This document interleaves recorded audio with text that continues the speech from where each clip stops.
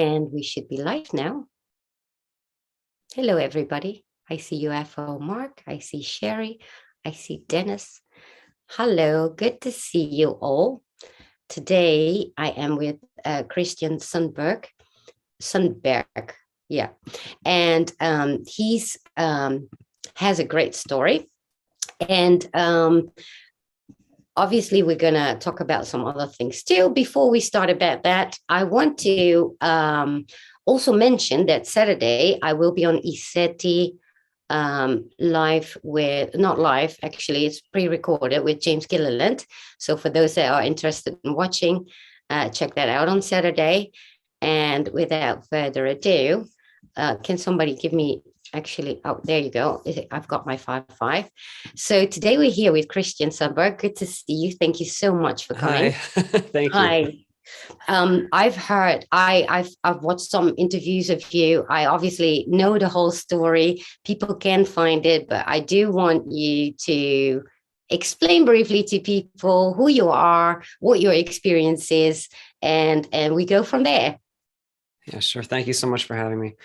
I'm going to be brief about my pre-birth experience. As we were discussing, I think it's good to use the time to dive into other topics. But I'll just at least summarize for those who are listening today.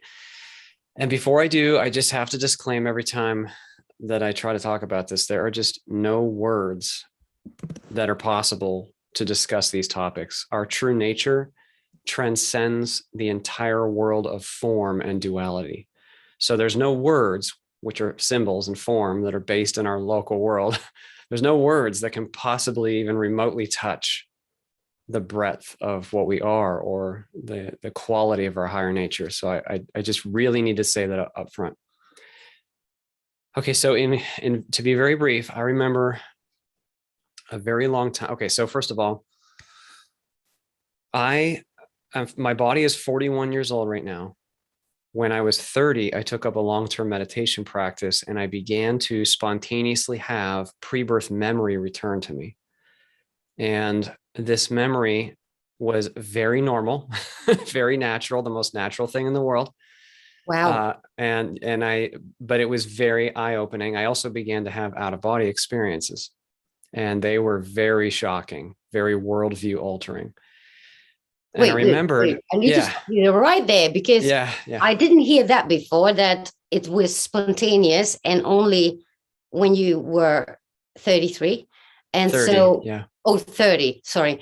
But, oh my God. So you were not even shocked a little bit? No. Wow. No, but it's strange. Okay, so I remember when the memories returned, I remember that I had remembered them before the age of 5 or 6. And I had forgotten them completely. And that's very normal because we are veiled while we're on Earth. That is, our consciousness is under the constraints of being physical, being biological. So the more we focus into the physical world and our identifications with it, our stories, the more we focus into that, the deeper the veil is. And so that memory that had been with me as a small child, I had no access to that at all. And also it was important that I didn't, because it allowed me to engage in experience that was very challenging for me, that I needed to experience, or wanted to experience, I should say. And that was a very traumatic experience in my 20s. So then when I was 30 and I took up a meditation practice, the memory began to return, and it was very normal. It was like someone had just blown leaves off of the ground or something. And it was just, there's grass underneath. Oh yeah. But it's not like, but it's very, very deep and personal and rich, and not like an earthly event or something. It's very just deeply like in the substrate of my being, like who I am. So very normal, but also very me, very personal, very, very known. I don't know. It's hard to explain. Very familiar. Very familiar. So then, ancient and yet happening now, and also very familiar. So you remember exactly how you were born as well, and how you came here, like, you know, what actually what your mission was as well? Yeah. So, I mean, okay. So I remember before I had had any physical incarnations being inspired by a being who had. And the quality of this being's nature was so rich and profoundly beautiful that I was inspired to have physical experience as well, even potentially very challenging experience. So just not get into the whole story. The majority of my pre-birth memory is of a time somewhat immediately preceding this life, where I had taken a long break in between lives, and this guide kept coming to me over and over and asking me, "Are you ready to go back yet? Are you ready to go back yet?" And putting him off for a while, and eventually saying, "Okay, I'm ready to go back." And then reviewing with this guide my state, like who I am, who I had been, like reviewing my this is really hard to describe or explain, but it's like reviewing my known qualities or something, like the areas of experience that I knew and that I had integrated and mastered, maybe you might even say, and So those that then I hadn't. where do you reside while you wait? Where do you reside? Well, Okay. yeah. Yeah. So, okay. So while we're human, we tend to try to see the entire reality picture from our local vantage point. So while we're on Earth, we grow accustomed to thinking of reality in terms of locations, linear time, discrete location. Yes. So like I'm here and you're there and we don't feel connected. We feel separate. Yeah. And then reality to us is a bunch of places. That's what we think reality is comprised of, places. So it's not inaccurate to say that. It's just that this experience that we're having here is not a primarily real place. What we're having is an experience of a place. It's more like a virtual experience, being physical and biological. And so really what's happening is your consciousness itself is receiving data, information, sensory information, sight, sound, touch, and you're having thoughts about it and you're applying meaning to it. And that is your experience of the physical world. You and everybody, I mean, we're all having this experience, and it feels like a shared objective world, but it's actually not. It's actually your experience and my experience. It's like the Matrix. It is like the Matrix. There's your experience and my experience and the next person's experience, and we're all having this shared experience. Kind of like when you log on to a massive multiplayer online role-playing video game. You sit down at your computer, you log on, everyone goes into this one shared world. Are they really in that world? No, not really.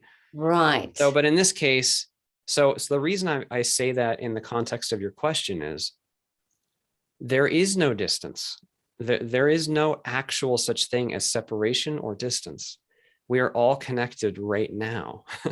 It's just that we've agreed to have the experience of being veiled from all of what we are, so that we can have this, we could even say artificial experience of separation, because it has great, incredible potential in it. There's an incredible opportunity being human. So we agree to sign up for the constraints so that we can have this very specific, the experience of this very specific vantage point. So would it be correct if I would take this metaphor, because I love metaphors, right? So there's this mouse, he's born in, like, say, this little cage where there is, his life, village, everybody else and all that. Yeah. But outside of that cage, there's so much more, but obviously the mouse doesn't know. And so right. Is that bit what it's like then? Because yes. Yeah. Okay. Yeah, the physical universe is a very, very small portion of what is. It's a very defined, highly specific type of experience. We are experiencing a deep state of separation right now that is quite unusual, quite alien and unique. We're experiencing a state where we actually don't know for certain that we are unconditionally loved. We don't remember all the rest of what we are. We don't even know if we're going to survive death. Right. When you just look at the physical, you see a body die and wow, that's the end. That's what it looks like on the surface. Because what you can see doesn't exist, right? In our concepts, say, but obviously we are evolving a bit, at least those that wake up, and we know, but we can still see. So it's about trusting it. I just simply meant that because we can't see the larger reality systems directly from the human personality's point of view, that is from this character's point of view, because we can't see it, it makes this reality has an incredible opportunity, because we're at such an extreme point of perspective here, feeling this separate and this cut off. Like we don't feel the unconditional love that exists for us every waking moment here.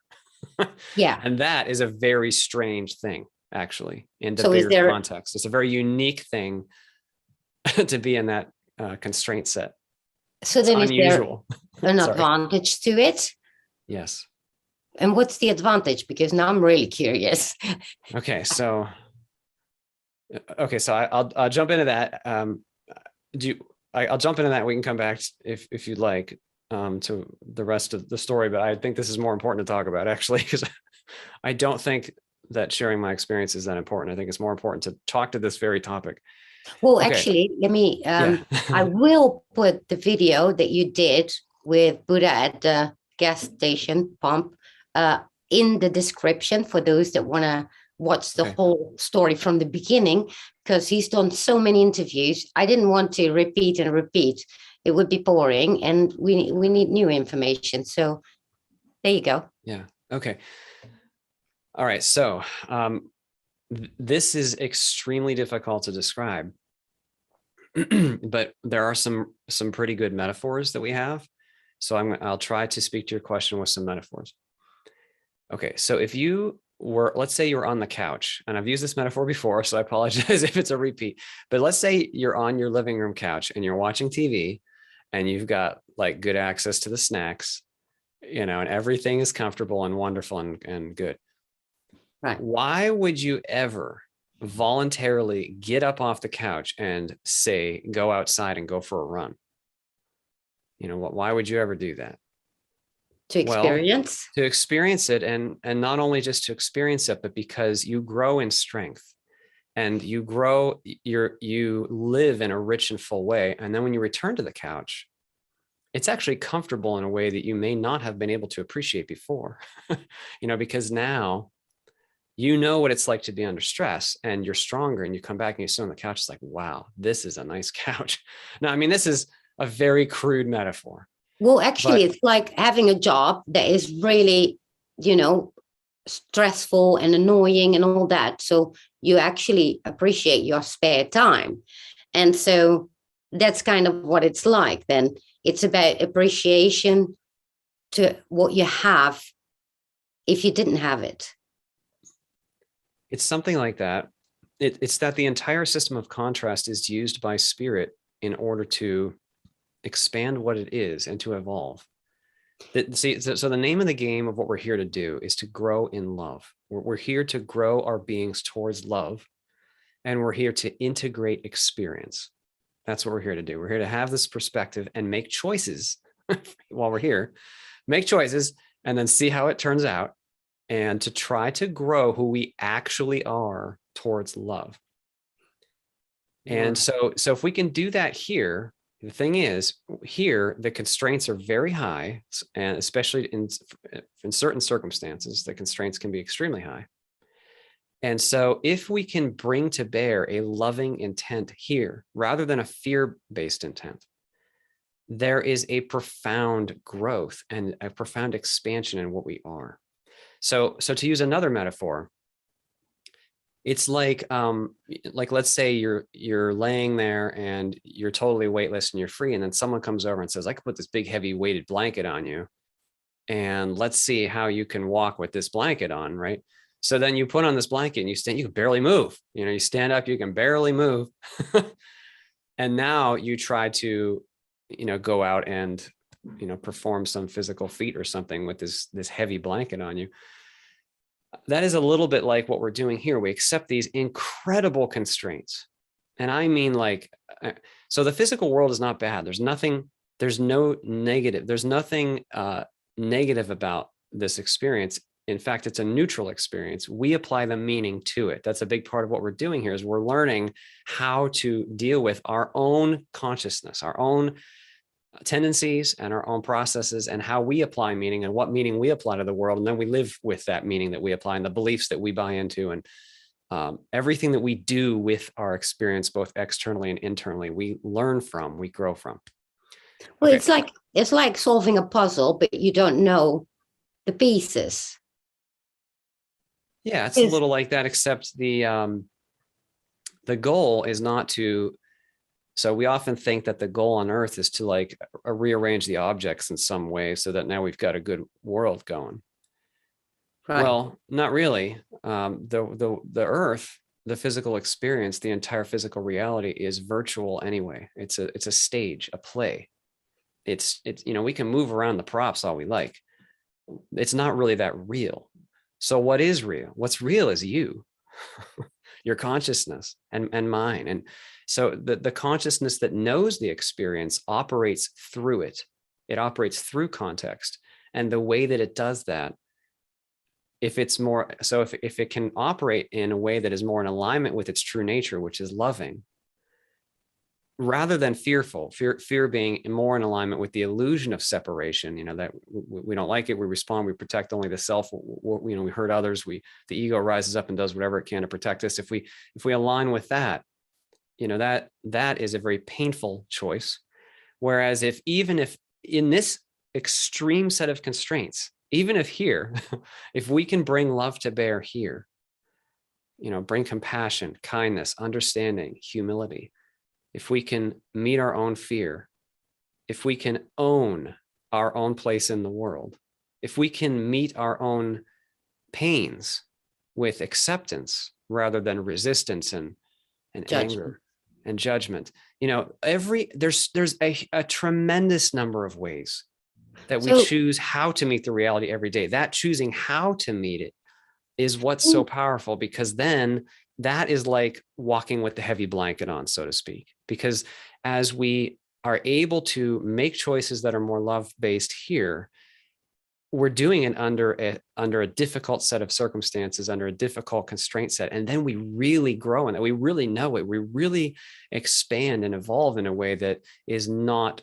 I don't want to say it's not at all possible except by coming physical, but practically speaking, the only way to do it is to be physical and to do it, to actually do it.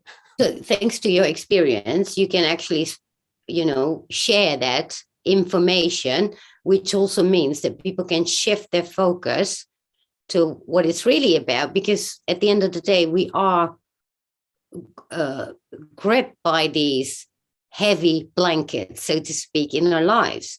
So that focus goes there to fight it, to try to, make it as easy as possible, which always is working against us rather than for us, based on what we're focused on. So, and because we are focused on that, because we don't have the knowledge of, what it would be otherwise. And which is what you teach us with your experience. Well, we do. Okay. So the thing is, the deeper parts of us always know. So I'm in no way special. There is it's just that the obfuscation of our conscious awareness is a common and almost necessary, typically necessary portion of the constraint set that we agree to experience here. So then if we can make those loving choices, even if we don't know, even if we don't remember, with just what's in front of us, that's very powerful. In fact, I'm telling you what, the opportunity to be human and to make choices in our lives here is such a profound opportunity and gift. It is unbelievably, it's such a, I don't know what other word to think of besides opportunity.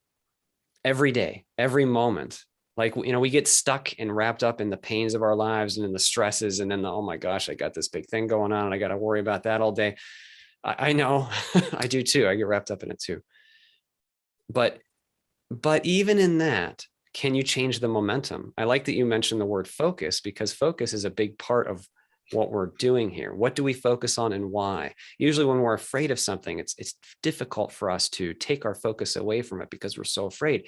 And part of the reason that happens, actually, by the way, this is just a tangent, is because as consciousness, we always seek to integrate all of our experience. So if there's something we're afraid of or we can't handle, it will tend to pop back up because it's asking to be integrated and assimilated. Yes. And so how we choose to respond is very powerful. Yeah, it's all about choice, isn't it? And so Yeah, it is. can you Even just, in very small ways, like it doesn't have to be a big, huge, like, oh my gosh, I've got to like solve this huge problem. I've got to overcome this huge thing. It can, sometimes they are huge earth circumstances, but to the spirit, what matters is the quality of your intent itself, not the scope necessarily of the physical thing you're wielding an intent about. You know, watering a plant could be the most wonderful thing. In fact, there's a near-death experience I've shared a couple of times, and I'm sorry, I forget the name of this near-death experiencer, but one gentleman who shared, I think it was a gentleman, I'm sorry, I don't even remember if it was a male or female, but they shared that one of the most celebrated moments in their lives was when their family was on a road trip and they stopped at a rest area, and this person's parents asked them to go down to this river to get a bucket of water, and they went down and got water, and they were carrying it back to the car, and they saw a dry tree out of the way. So they went a little bit out of their way, even though it was heavy. The water was heavy. It was a little bit uncomfortable for them, but they went over and watered this tree. And then they took the water up to their car and they never thought about it again. And that single event was one of the most celebrated moments in this person's life. It wasn't about the scope or the size. It was just that it was loving and selfless. yeah, And so all of it, like, I think so many people get so overwhelmed by the what looks like scope that can't be fixed. You know, a yeah, broken world, a broken society, a broken political system, a broken marriage, a broken family situation, you know, a broken body, yeah. whatever. This is so interesting you We said don't need this, to worry about that. We because just need to make a choice how to meet it, what to do with it.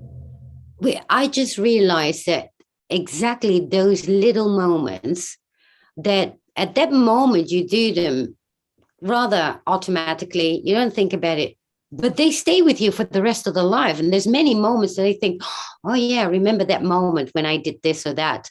And God, I wonder how it is with whatever, in this case, the tree, right? And it's true. Those things actually are so memorable. I never thought about it until you actually mention it now.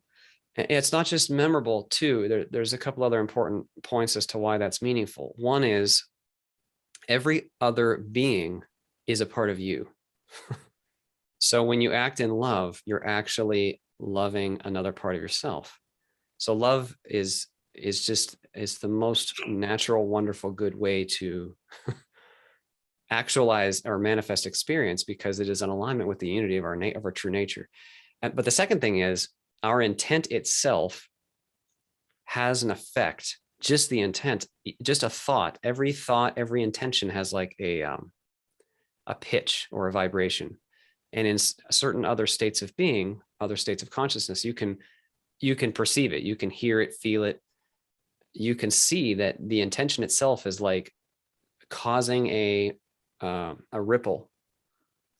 So the way that we meet even our own thoughts, the way that we meet the person next to us, what we prioritize this moment, it all matters. It's all very powerful. It doesn't need to be a huge, arduous scope. You know, we build up a lot of momentum in our lives, like huge amounts of momentum. We think the same thoughts for 50 years. You know, we replay the same things. We go through the same habits. Our body remembers all of our momentum. We have thought momentum. Don't worry about the momentum, actually, because now in this moment is a chance to change the momentum, to pick something else if you wish, to choose a choice that is more compassionate or understanding or accepting or loving, even with yourself. Yeah. And one other thing that comes to mind, as we do that, so it might feel like, oh my gosh, how do I possibly choose that in this cacophony of all these thoughts and actions and things going on in my life? What do I do? Moving in the direction of love feels good. Yes. Like our true nature is so, so full of joy. Our true nature is joy and love. So you only need to move then in the direction of joy. You know what? I'm just thinking, but you should know this. So that whole example with the tree, if you think about it, it's like making neuron connections, right? So the moment you do the action, you're somehow energetically connected to that event, to that situation. And because it's about love, because it's, even though it seems so simple, it just stays with you. You're always connected. You made that new neuron path, so to speak, in your life. And that would actually be the proof that how profound that is. Because if you think about it from the opposite way, that if it's a negative thing, it also stays with you, but it doesn't have that well of an effect. It doesn't, Right. it, you drag the heaviness of that energy with you as well. And wow, I never thought about it this way, but I just realized this is just that little experience is a neural pathway in the positive that you have made. Yeah, I like that. Because when we love each other and when we have loving relationships, we do create energetic bridges. Yes. And that energetic bridge is very powerful and survivable. Like we tend to think when people die or animals die or we lose, whatever that we love, that it's gone, but it's not gone. The love that connected us, it does still connect us. There is no distance. The physical is just a virtual experience, but the consciousnesses of those who are having this experience, and those consciousnesses are already connected. They're already part of the one ocean anyway. So when they can make a connection of love, that survives, it endures, it is precious, in fact, powerful. So yeah, I Wow. like that. I really like that. So if we do this consciously, I know it's so simple, but it's so profound, because if we do this, say every day, and you make all these energetic bridges with the positive, this is how you achieve the knowledge of oneness. Yeah, oneness is already there. Well, yeah, but I'm not disagreeing. we're born in a veil, right? And so for us, we always need proof of everything. And because we encounter all these heavinesses in our lives, we tend to think, yeah, whatever, right? But this is where you physically, and within get the proof. Oh my God, oneness is real. We know it's already there because, we're told. And in your case, you actually have felt it properly. But, this is exactly how we have the proof for ourselves, how we can strengthen it, how we can, have faith in the fact that it is true. Yeah. So the distance away from that is the not real thing. It's the non-native thing. So when we act in love and when we align ourselves with love, with joy, with service and creativity, and when we really do that, we immediately take a vibrational step back towards the enduring truth of what we already really are. The heaviness is not a fundamental thing. You could say the darkness is not real. Ultimately, it is only a temporary experience because of the distance we've come, and then vibrationally we buy into these negative perceptions that are not in alignment with the truth.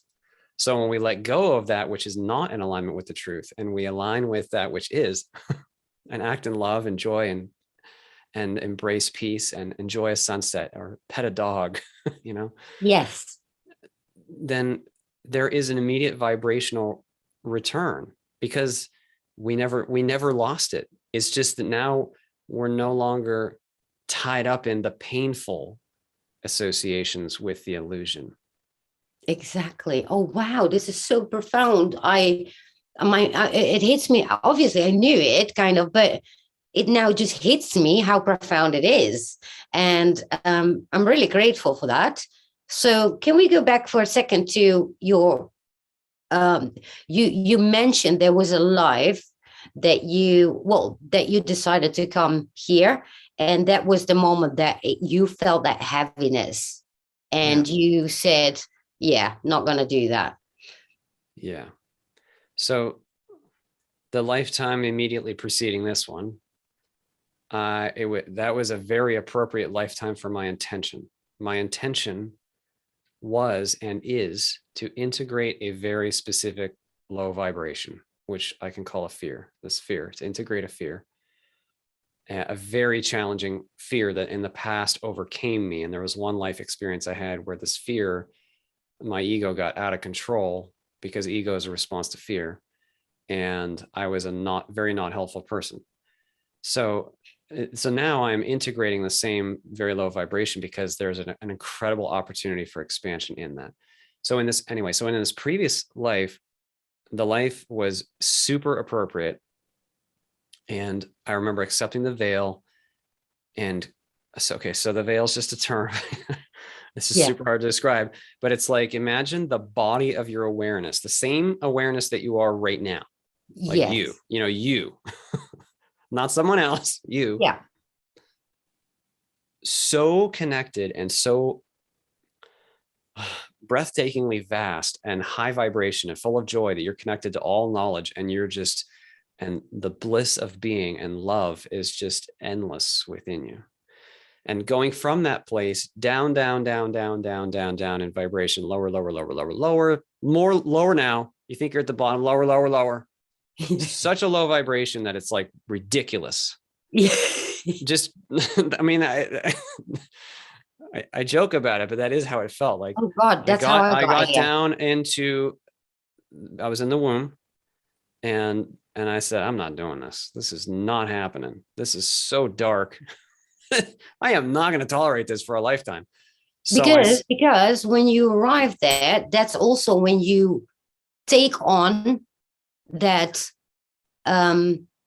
level of 3D, so to speak. Yeah, I was in this vibrational. Well, right. I was in the vibrational level of wherever that life was. Right. And I responded in fear. Like right away. I was like, I don't like this. I'm not doing this. So I summoned my might and I smote the veil. I fought my way back out.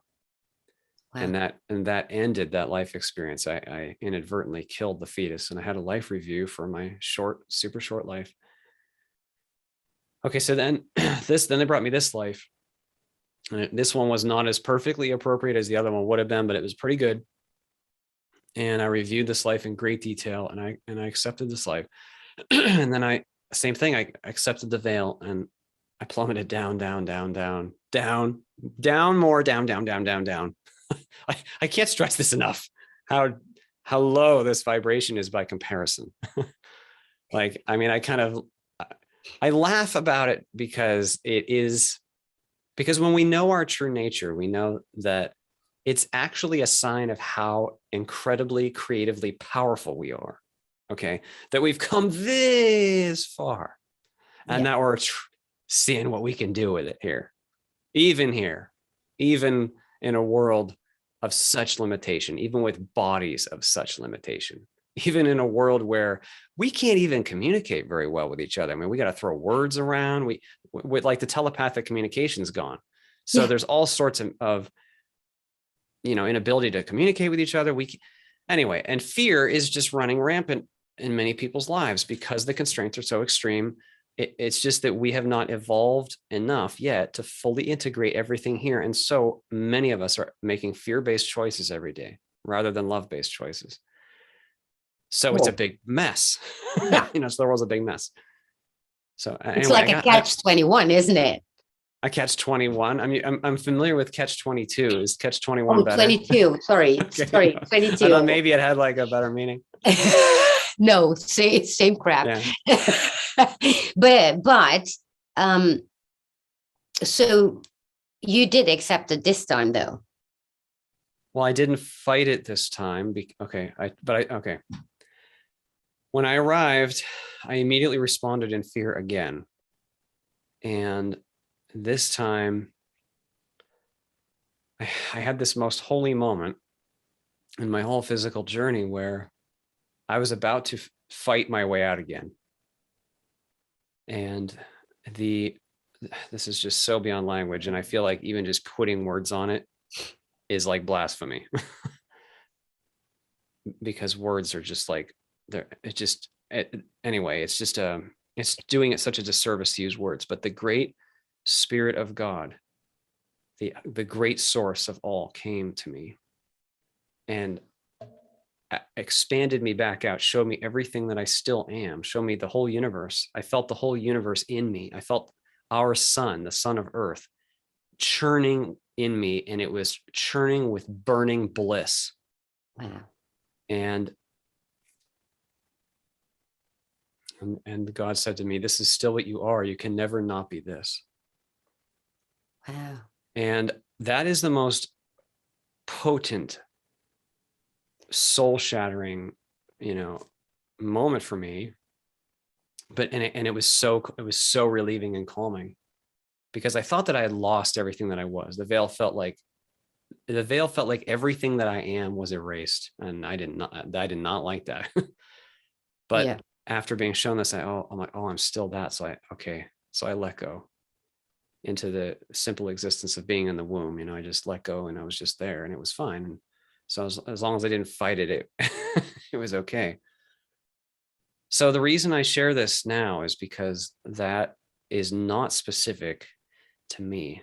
You're my sister. You are, whoever's listening today, you are my brothers and sisters. Like we're all a spiritual family, and we have all come a very long way, a very long way, vibrationally, not physically.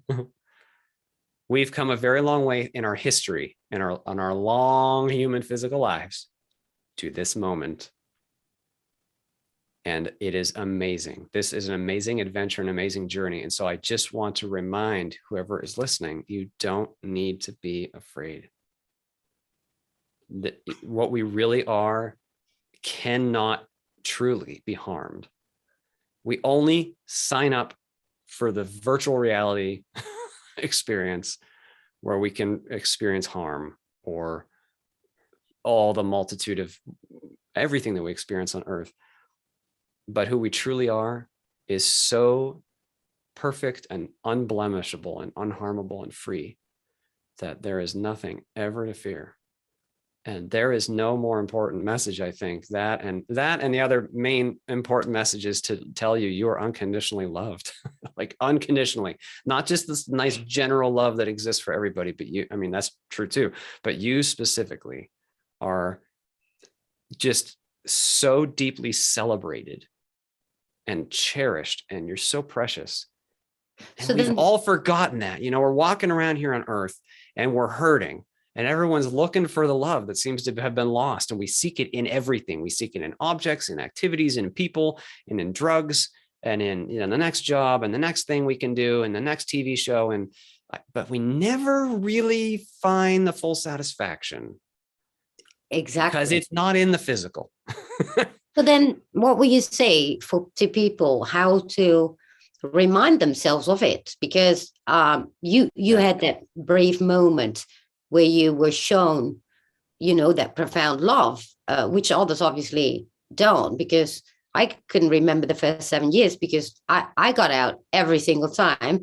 But then when I finally accepted after 7 years old to be here, it was like one big homesick feeling. Yes. Oh my gosh, yes. It took till way in my 40s to finally accept I'm here, and I've got to accept it. And that's how long it took. I feel that your answer, your own answer, is very powerful. And that is acceptance. Okay, because fear, when we're afraid, the ego rises up. That's just the part of us that wants to fix the problem. Now there's a big problem. Now there's a big problem. I got to fix it.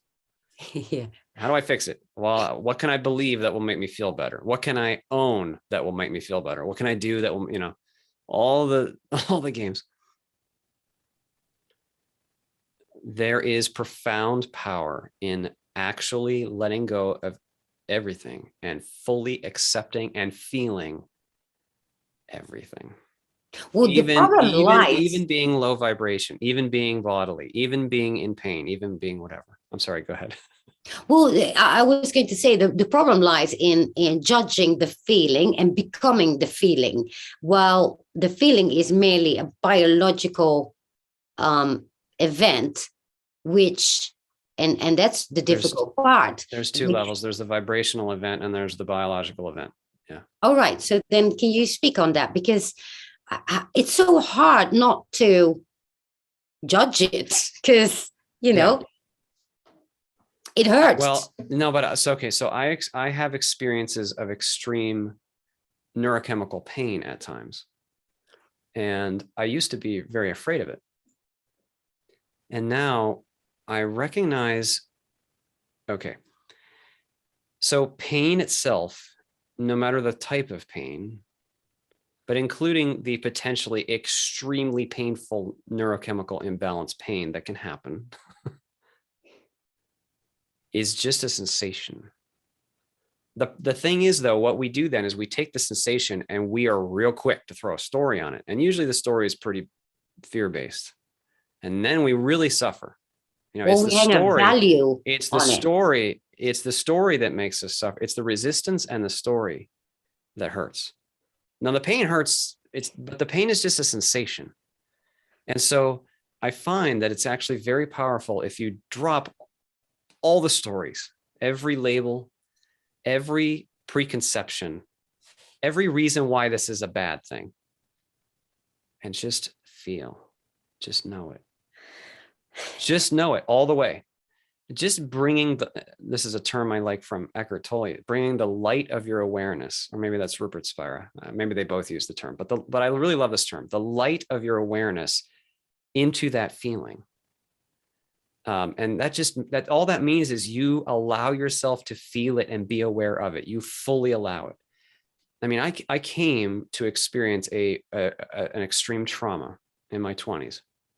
Right. And I knew even before I came that this body had biological limitations that would make my journey very difficult. And so I experienced that. But the thing is, that is an incredible opportunity. And so when it arrives, whatever arrives, I, at least in my own walk, I seek to fully feel and allow all of it without the resistance, without the story.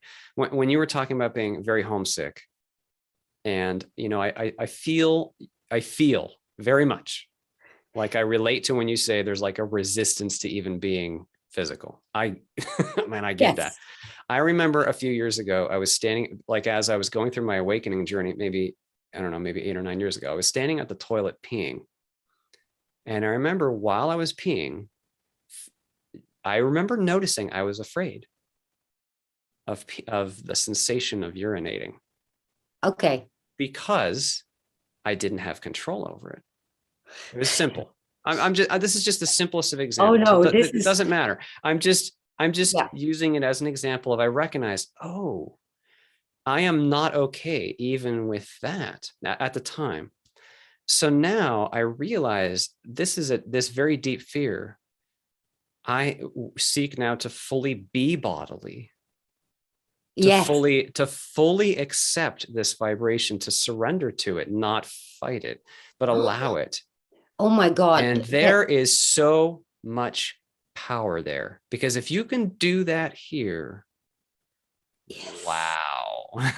Oh my God, you just hit the nail on the head. It's like, I was just thinking about, the pain, and it doesn't matter what kind of pain, whether it's physical, mentally, it doesn't matter. So we hang a value onto that, which means we judge it. And then usually, because it's so uncomfortable, it becomes fear, because who wants to be uncomfortable, right? And so you become fearful of the feeling of uncomfortableness, which then gives a whole different load to it again, which then amplifies the whole thing instead of going the opposite direction and saying, okay, this is what it is. I can't do anything about it. I have to let go. And so it is what it is. And I have to say, I've experienced that this year. You know, I told you about my cats dying. People know when they die. At a certain point, there was a point that he said, "Oh, it hurts like hell. It hurts, but can I do anything about it? Not really. So I may as well accept what is, even though the pain is still there." And I have to say that that made it like 75% less heavy. Obviously, I fell for the trap again in the past 2 weeks because it was really heavy. And but God, you just remind me again right now how it is done, because it's so quickly how we can forget it again. Just not judge it, because that makes everything so and not much judge worse. ourselves, and not judge ourselves for not being at peace. Yeah. You know, so many of us we're just so hard on ourselves. Oh, yeah. We're doing a pretty darn ambitious, creative thing here. I just realized that. I mean, so, you know, our guides, when they look, I mean, those on the other side, when they look on us, they have a lot of respect, and a tremendous amount of respect, and they see the constraints that we're operating within. So we need to just, it's okay to acknowledge, oh, wow, I've got some serious constraints here. And it's okay to acknowledge, wow, I've just spent 40 years like being afraid of something. That's okay. Now choose something else.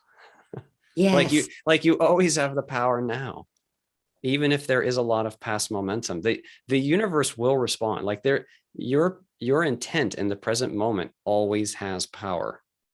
Yeah. It can't be any other way. So there's never actually a circumstance that is, put it this way, there's never a circumstance that is bigger than you, like too big for you. And I say this knowing that, because I had post-traumatic stress for a number of years in my 20s after this traumatic event. And it was only after processing and healing that through therapy and a lot of internal work that you did EMDR. That I did EMDR. I did too. That I had this awakening journey. Like I had to really meet all that deep, dark stuff and process that stuff. So I'm not making light of it when I say your consciousness is deeper than your deepest crap. Hang on, say that again. Your consciousness is deeper than your deepest crap, your deepest pain that you resist, your deepest fear that you resist, your deepest whatever it is that is totally unacceptable. You're actually deeper than that. Yeah. It's just that we get overwhelmed. It looks too big to handle. So we put it away, we put it under the rug, we lock it away, we build 600 layers of ego on top of it. You know, most of us have some layers of fear that are pretty darn extreme. That's okay. Yeah. I'm just encouraging that when you're ready, you don't have to be afraid. You can actually go face your own crap. I'm just thinking about, you know, responsibility, because we tend not to take that because, you know, feelings. I have feelings, can't help it, but we can actually. And so there's this quote that I posted the other day, and it says, what you're not changing, you're choosing. And when we get the knowledge of these things, we know that we're choosing. It doesn't matter if we forget about it a little bit, but eventually this is the whole process, isn't it? Because it's hard work evolving. It's really hard work, right? It's especially hard when you come to a place like this, that's this extreme. Yeah. Like this is like, I think it was Peter Panagore maybe who said it, but I forget who said it. But one of the near-death experiences I love and respect said, being human is like an extreme sport. It is. It is. Okay, so here we are like on Mount Everest, and we're like, oh my gosh, it's so cold. There's like no air up here. I'm exhausted. yeah, you're climbing Mount Everest. Like it's Yeah, cold, well, like, and then you have to learn to cope while and you're then planted there, right? Because exactly, you learn to that's what it cope while you're is. planted there. Yeah. Well, here we are. Yeah, We learn to cope. Here we are. We learn to cope.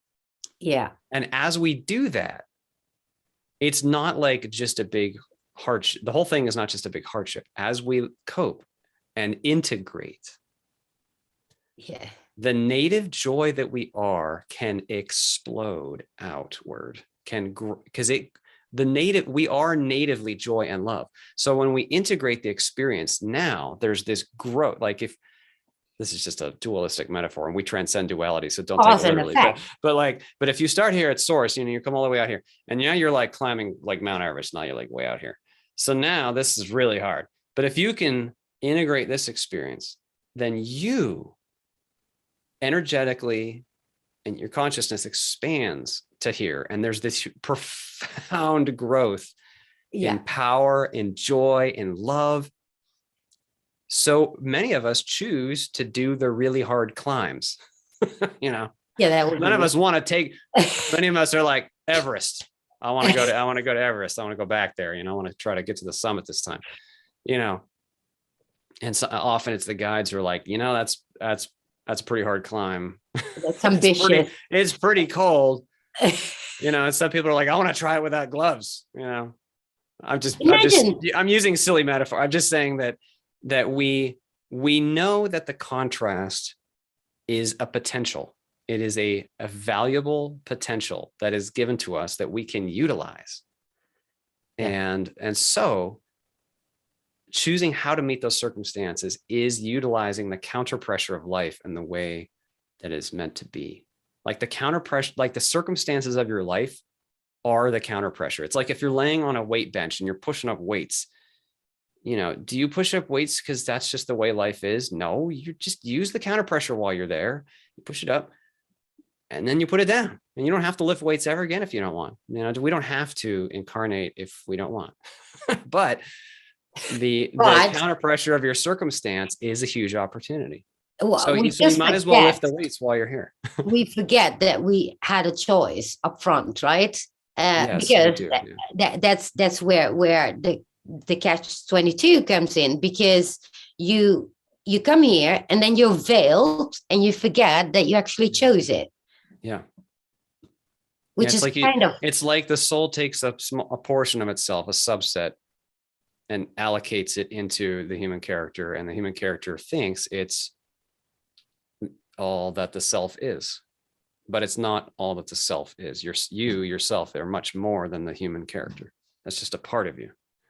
So then I when you choose to come here, do you get to choose any life? Do you get, I know that you get options, but or do you just get one life that you get to choose? I guess not, but well, I can only share what I know from my own experience, because I think it's different for different people. But in my case, I had an intention, and they brought me a life package that met the intention. That was a good match. The guides reviewed the database, so to speak, and this life will work. What do you think about this? And then I reviewed it in incredible detail, like millions and millions and millions of possibilities of what might unfold, what was likely, what was unlikely, what it would feel like to be this person, to come this far out in the wilderness, because I knew that I was going to be going super far out in one direction. Like, my life path in this life is not a general life. I'm doing one very specific thing to a very extreme degree. So that's what I'm doing. Do you see also the amnesia that you are there with? Since you get to see it, you also know that you're going to be suffering. Well, you know that there's a potential to suffer. It's never a requirement to suffer. No, I get that. But obviously, when you're up there, you don't know that how it's going to feel to be completely, without the memory. Yes. It's okay. So in my experience, I reviewed what it would be like to be me ahead of time. And I was extremely excited at the opportunity, even though I knew it would probably crush me and traumatize me. Oh, wow. I was extremely excited at the opportunity. Now, the ego doesn't like that, you know. No. I mean, you know, but okay, so the soul knows our true nature, and it knows what we actually are, and it knows there's nothing to fear. And we do know we will be veiled. You know, we do know that we're not going to remember. That's just, that's just the name of the game. But we've also done it. I don't know everybody, but most of us, I believe, probably all of us, have done it many times. Yeah. And so it's not like a new thing. Like veils are used. The veil is a like, you can think of it like a technology that is additive. It allows an expansion of being through these types of extreme experiences that are only possible through veiling. And we know that ahead of time. Okay. Yeah. So then what, like the current situation, we're busy in chaos in the world, and people are literally scrambling to get on top of their strugglings and, evolving. You can literally see it, right? Everybody is, trying to find their way into that learning process. I think it's more than I've ever seen before. So what would you say that would help at the moment to, give people help, advice, how to cope? Yeah. First, I wouldn't really differentiate a given circumstance too much, because I'm just making this comment because, a lot of people have asked questions about COVID or political situations or whatever, as if, wow, this is true chaos now. Now we've really reached it. The thing is, Earth, okay, so there's all sorts of context happening on Earth. And we tend to have our fears provoked one way or another. Like, Yeah. no matter what the prop that's stimulating the fear, Yeah. it's the fear, it's us that's real. It's not really the props that are real. Okay, so I'm just making that distinction because it's not like we're in some terrible period right now. It's just, this is the nature of Earth, and Earth is going through an awakening process. So there is a lot of friction on the surface right now because there are a lot of old ideas and thought patterns that are asking to be challenged in our collective consciousness, and the collective is going through a shift, and that's good. But meanwhile, yeah, so what can we do? Okay, well, I mean, of course, each person's walk is so unique and individual. But one thing that I think is worth mentioning, and that is, again, that there is nothing to fear, and that we can accept our experience. I don't even necessarily just want to say accept the circumstance. It is accepting circumstance. But really what I'm talking about is, what is your story? Like in your own mind, in your own life, right, your own personal story, and where does it hurt? Try to accept there and seek in yourself where your intent is aligned with fear rather than love. Yeah. The context stuff is going to be different for everybody. It's always going to change. But how the quality with which you make choices in it is what is powerful and important. And you always have that power. Don't forget that you have power. We tend to give away our power because we think, oh, all these people have my power, and this money has my power, and this, yeah, everything external has the power, and I don't have any power. Yeah. No, you are a powerful creative being. You are a part of source. You are like a piece of God, a fragment of the whole, a drop in the ocean. You have a ton of power. So what stories are you losing yourself in? See if you can locate it and let go of the stories and allow and fully experience and feel everything that is within you. I find meditation to be very powerful and helpful for this, because if over the long haul, over the long term, as we meditate, we gain familiarity with what we really are, which is awareness itself. Being. Yeah. Being. Yeah, exactly. And that which we are not, our thoughts, tends to fall away. Yes. And then as that happens, we already are of peace and joy already right now. Yeah. That is the nature of consciousness. So as we let go of, we release our death grip on the painful stories. And as we do that, the nature of life rises back up. The nature of life is peace and love and joy. And that is never far away from you, no matter what is going on in the world, no matter what's going on in your life. That peace and joy of your spirit, that's what you already are right now. It's just that you've lost yourself in the story of the fear and the ego, and that hurts.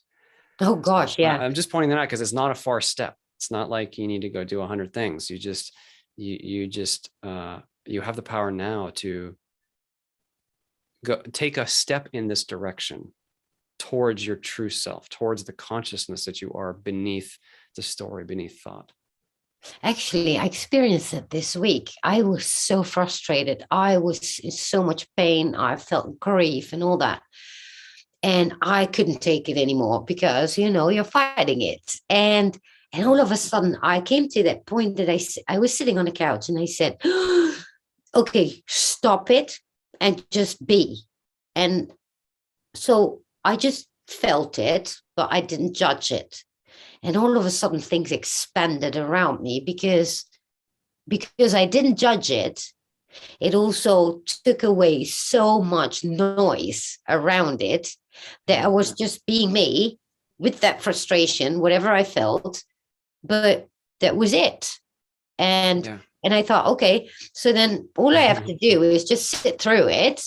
But in the meantime, it's like, because I want to say, in the meantime, I could look around again, but literally it's rather that I could feel again around me, because now, yes, I was feeling horrible and all that, but because I didn't judge it, I now had the room to, we cannot call it seeing, is it? Because it's not about the seeing, but rather experiencing that, oh, there's me just sitting here on the couch with this awful feeling, but that's not all there is. There is so much more. And so I like what you said, excuse me, about that. That's not all that there is. There's so much more, because when we are thinking a thought or when we're lost in a story, we become unconscious. We move in the direction of not being alert. We are asleep in the thought. Thinking is like having a little dream. Like right now, I'm having this little dream that I'm hungry and I want a sandwich. In that moment, moment that you're hungry and you want a sandwich, you are the being who is hungry and wants a sandwich. You're not the whole. You're the being who wants a sandwich. So when we let go, it is a move towards alertness. Like meditation, some people so in my book, I provide a meditation exercise that really has worked well for me. And it begins with an exercise in thinking and thought to regain one's focus. But ultimately, it's not about a thought. Meditation is a move towards complete alertness, like awakening, like the most awake, alert. Just go see exactly the most alert way, eyes wide open way that you can. What is the present moment? Yeah. Now you'll fall asleep back into a thought. Am I meditating? Is my time up? Did someone just knock on my front door? That's okay. Go back to knowing the spacious awareness that you are. There's so much peace and power there. So I like that you said that, because really that's a really good example of how, we get stuck. Sometimes we'll be stuck in the asleepness for a long time. Well, you said it so brilliant, because never ever did I connect these dots. Like every single time you judge your feelings and you're busy fighting yourself, you're unconscious. Yes. It's literally every time you're not being. And then you wake up and you're like, oh my gosh, I was unconscious. Now I feel bad about myself because I was unconscious. No, you don't have to do that. That's okay. You were unconscious. You didn't know. It's a vicious circle, isn't it? Ego is unconscious. Oh my God. You know how That's Eckhart simple. Tolle's one of Eckhart Tolle's main messages, actually. I Yeah. really love that about his Oh message. yeah, me too. Ego is unconscious. I never thought about it that way, though. Although I'm a big fan of Eckhart Tolle, I watch a lot of his lectures, Oh, especially the one on the ego was the best ever. But if it's so simple. If we keep that in mind every time we judge and think, yeah, we are unconscious. And yeah. And then so then what happens is we think the next thought is, well, then how do I get out of that? And then we just think about it.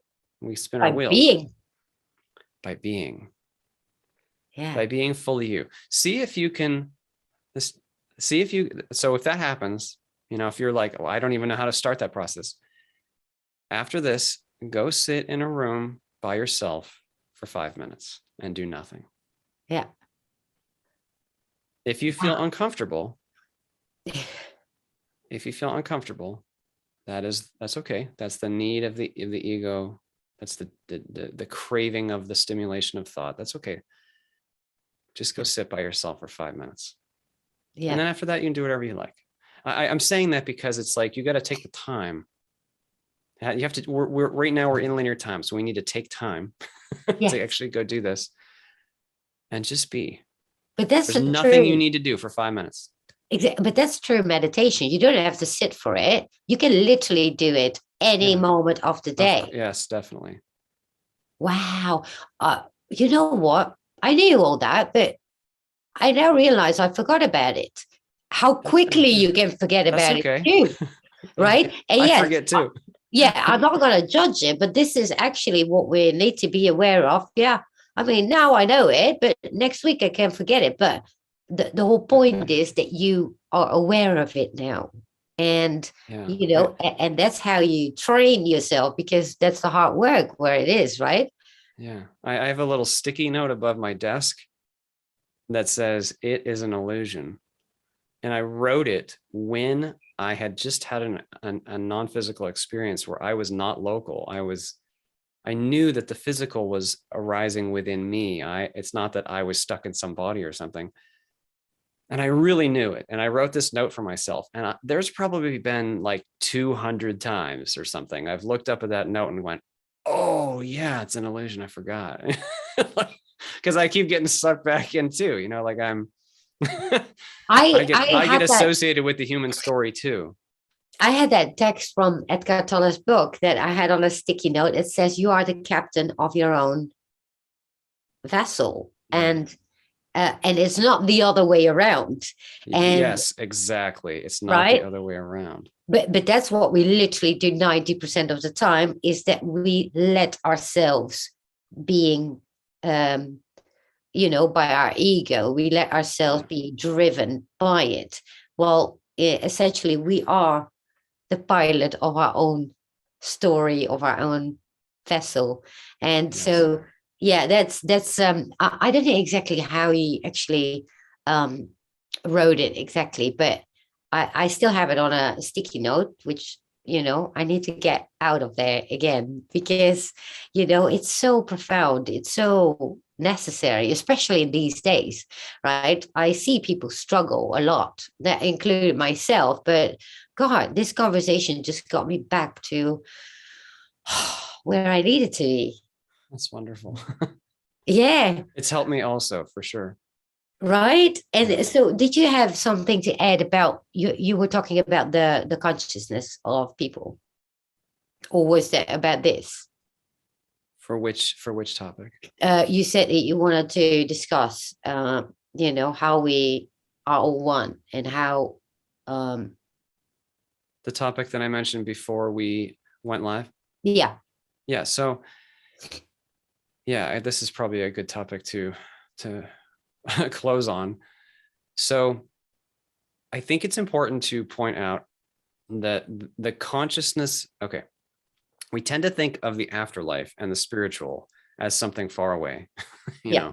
It's around some corner somewhere. I can't see it. I hope it's real. I don't see it. What's going on? Okay.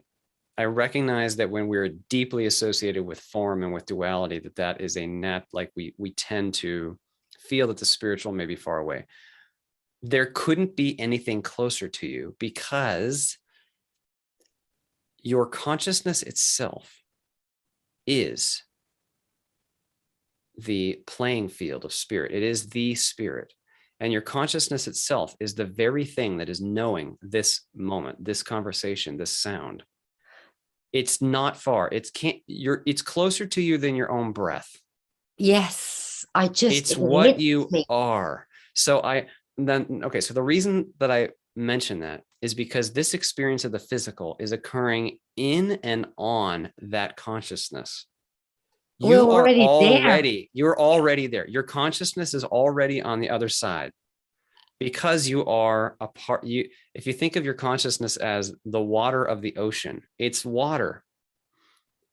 Yeah. You're already a part of the whole. I just realized after everything we just discussed that I now understand the concept, because it's just our consciousness, our higher self, which we can really easily reach when we are conscious. Yes. Is that we are already there. That's what we're always connected to. Oh my gosh, never ever did I think I would understand the concept of, because indeed, when you die, transition, I would say, it seems so far away, but we're already there. And I now understand it. I hope others do too, by the way, because they are so profound. Yeah. When your body dies, the same awareness that you have is the same. It's just now the constraints go away. And now all of a sudden it's the same exact. In fact, the guide Seth says he has a quote, something to the effect of, many of you die and you don't even realize you've died. Yeah. Because the transition is so seamless. However, birth is a very shocking, incarnation is a very shocking process. And that's what I've described. That's the difficult step. The other step is wonderful. Isn't it that maybe people are just afraid of the process of dying because it's always associated with pain and suffering, right? Because I never thought of thinking beyond that, because literally that so-called suffering or pain it's like probably going to the dentist, and you have a bit of a pain or a lot, or you're scared of it because you never know what they're going to hit, and if you're anesthetized enough, whatever, right? And that's it. But after you got away from the dentist, it's all over and everything is good. So what we really focus on with death is that moment. It's the moment that we have to transition. And I guess that we need to shift the focus to what it's really about then. I feel, so I have a fear of death, sure. I'm not death. I have a fear of the process of having my body go through a dying process. I yearn for the transition. That's not the same, but I'm just saying that I feel that is a very similar fear to the fear that I've been processing in my life in general, overall, and through the trauma in my 20s. And so what do we focus on then? Just the present moment. Even if you're dying, when you're not dying, your body is just going through a change. You're gonna be fine. What is the present moment? It's like, how about this? Like, let's say before you go to bed at night, you lay down. You're not stressed about going to sleep. Sleep's great. I actually used to be stressed about going to sleep when I was young because this is in my teenage years. I remember feeling afraid of letting go of control enough to even fall asleep, which to me sounds so strange now because, it seems like a different lifetime almost. But anyway, for most people, when we lay down to go to sleep, we're not afraid. Our consciousness experiences prior to sleep, and then maybe we experience dreams, and then maybe we experience that the next morning is there. But do we ever have a break in awareness? Yeah. No. Now, there are differences in alertness, biological alertness. That's not what I'm talking about. I'm talking about your awareness itself. Right. Have you ever known anything ever that wasn't your own awareness of it? Well, we No. think we don't. Well, I'm saying we've never, there's not a single person that has ever known anything that wasn't their own awareness of it. I'm pointing out that awareness is always present. So yeah, just like before you go to sleep, you're not afraid of going to sleep. You're just in the moment. And then you're in the next moment, whether it be dreaming or whether you wake up in the morning. Now you're in the right. next moment. Now you go make your coffee. It's fine. Death is similar, except now there's a huge relinquishing of constraints. It's like taking off this very, very, very, very dense suit. Yeah. And you're still you, but now you're like not in a suit. Now it's Right. like, Well, I don't think that is actually what anybody is afraid of. What we're really afraid of is the unexpected way of what is going to happen. So we always look in the future instead of being in the now, right? So, I mean, if somebody falls asleep and dies in their sleep, oh, everybody's like, oh, that's a great death, right? But if it's an agonizing long stretch till you get to the point where you die, because then, you want to die as fast as possible, if anything, and then without feeling it, right? So we're always afraid of the moment before the death, not really the death itself. Right. Which is the Some unexpected. people may be afraid of the death itself. Yeah. I mean, I only say that because I think some people may think that there's an oblivion or a destruction. Oh, right. So Yeah. I'm just mentioning that because that's an idea. You Yeah. can only have the idea of oblivion. Yeah. But again, even that is taking an place in expectation. awareness. It's attaching yourself to an expectation, because that's where everything goes south, right?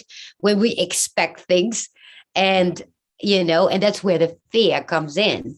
And so, and that comes often also with religions and stuff, because oh, there are all these promises, but at the end of the day, um somebody asked, what about losing a spouse? I have that dilemma now.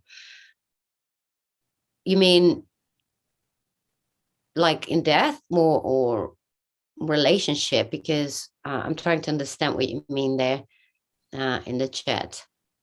But I think anything that we are expecting is the expectation based on fear, which usually it is, right? And so, and that makes it suffering instead of being in the now and just let happen whatever needs to happen. We don't know that because it's in the future. So whatever happens now, you have control over, which is not easy in this plane of existence, since even after enlightenment, you still have to do your laundry. So you still have to plan ahead of things, and that's where it makes it so complicated, is that we are constantly confronted with planning and things, so we automatically plan also what we have no control over. I only have a few minutes left, but I wanted to ask, did the questioner, what was the question? I just want to see if there's anything I could do to. Yeah. What about losing a spouse? I have that dilemma now. Is the dilemma that this person's spouse is in the process of passing? I think it has to do with the separation from another person in general. I guess I think it doesn't really matter whether it's through death or. Okay. But it doesn't say. Okay. Well, the thing is, we think that the physical is what is most real. So when we see something, when a person's physical presence is now absent from us, whether it be by breakup or death, we feel a profound loss, because now we're not able to interact in the way that we know with that person.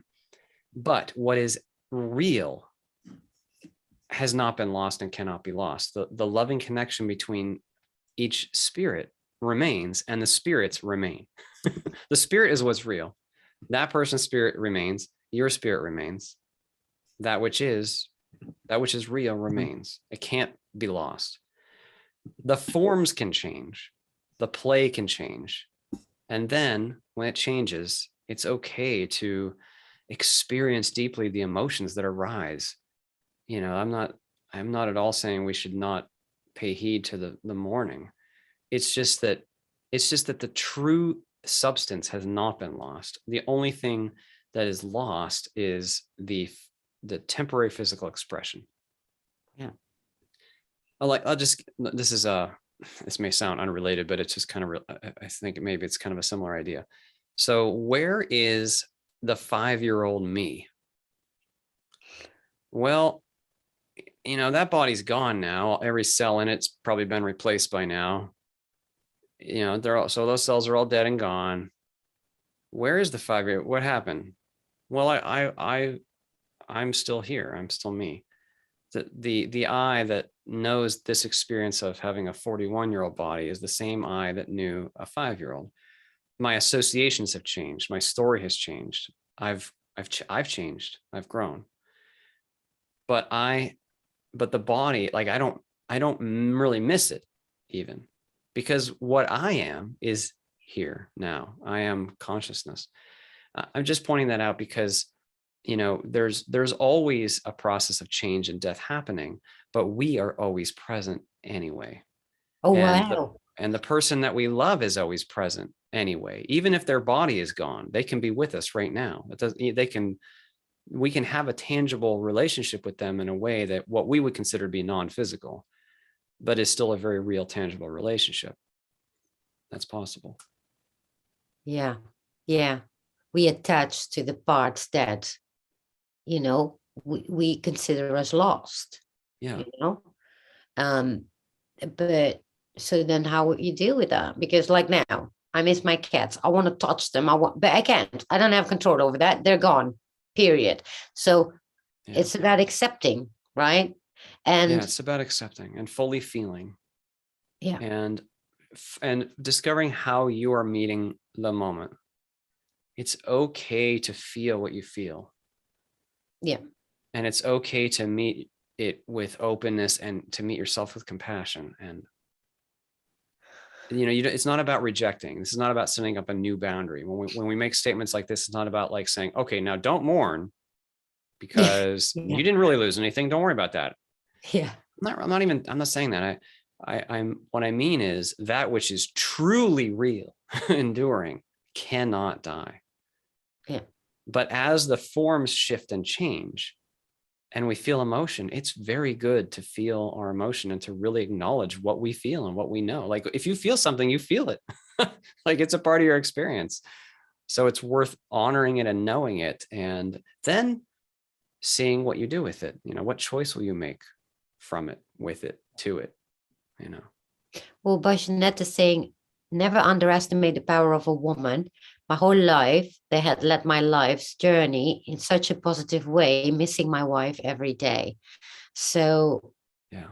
And you know, it really doesn't matter. I guess because, you know, I have that with my cats. And I guess something that somebody told me is, you know, look back at it with love, with the memory of it.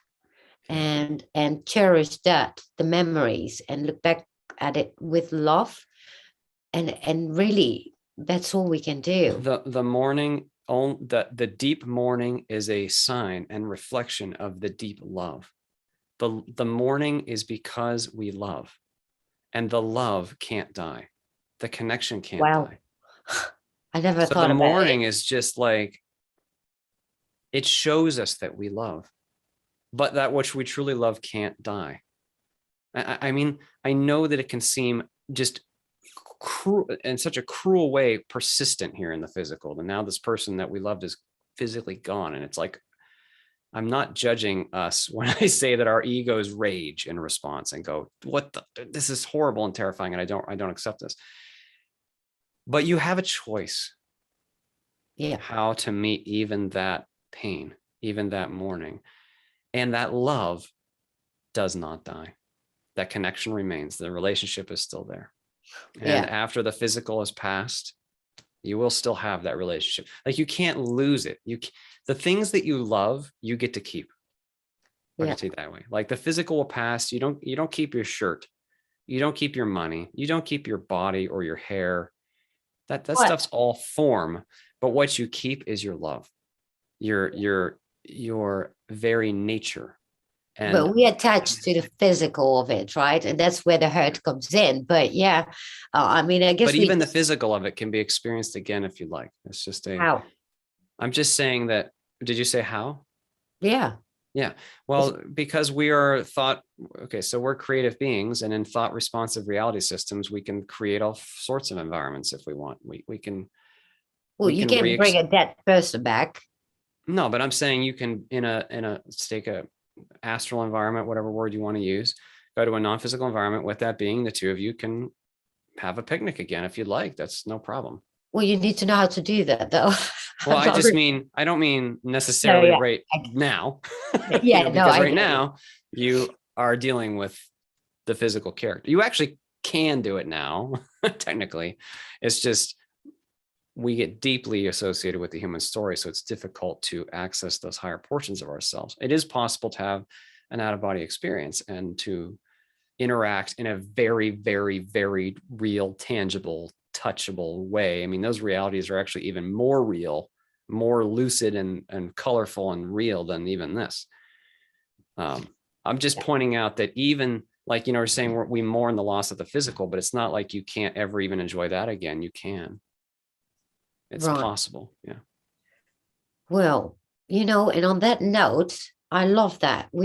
That was such a great, profound, conversation. And it helped me a lot. And I hope a lot of other people as well. And where can people find you? Yeah. So my website is awalkinthephysical.com. I just want to point out that my book is available for free. If anyone's interested, it's on my website. The book page, the third link down, is a link to the Google Books entry. I think it's important that it's available to everybody. It's not about money. I just want to share the message. There's some talks and other videos links there. And if anybody would like to email me, I've been ridiculously busy lately, and I'm going to be starting a new job soon. But my email is awalkinthephysical@gmail.com. I'll definitely try to respond when I can. Yeah, I have your link in the description where we can find your book. So I assume that's also your page, right? Yes. There's a book page on the main page. Yeah. Okay. And I also gonna share the video. I do recommend you guys to watch it. And that's an interview where he tells the whole story from his experience on the previous life. I put it in the chat. I also put it in the description so people can check it out. Definitely recommend it. And thank you so much for being here. And I really hope that I can invite you again, because we had such a great conversation. And thank you. I think it helped me too, for sure. I just love connecting in this way, because I too get sucked into the the daily stresses of life. Yeah. And it's easy to forget who we really are while we're here. It Right. really is. And so if we can encourage each other, it's just a wonderful thing. I mean, we're all kind of like walking each other home, I've heard it said before. And I really like that, and so I love that we can have opportunities to just connect in a way that is genuine and about these larger topics that they may seem abstract, but they're not. We're talking about very real things here. Oh gosh, you have no idea how so you this helped is me. very meaningful. This is very meaningful. It is. So I will invite you again. And in the next year, I hope that, that's okay. And I hope everybody enjoyed this conversation. And check out his interview, check out his book. And also remember, I'm on ECT with James Gilliland on Saturday. And I will be back on Monday with Jackie Pearson, which will be fun as well. And I thank you so much, Christian, for coming. And thank you to everybody in the chat and my mods for being there. And thank you, UFO Mark, for your donation. Sorry, I forgot to tell you. But thank you so much, Christian. Thank you so much. You have a wonderful evening. I'll talk to you soon. All right. Thank you, Bye. everybody.